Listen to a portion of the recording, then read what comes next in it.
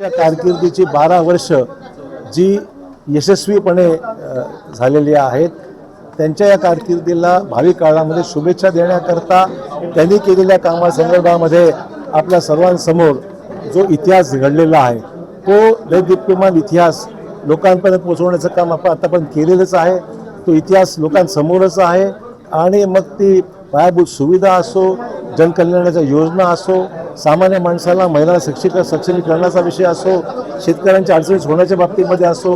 जनधन योजनेच्या बाबतीमध्ये असो, पीक विम्याच्या विषय असो, आरोग्याच्या विषय असो, जेवढ्या काही योजना केंद्र सरकारने मोदी साहेबांच्या माध्यमातून दिलेल्या आहेत त्याचा सर्व इतिहास जर पाहिला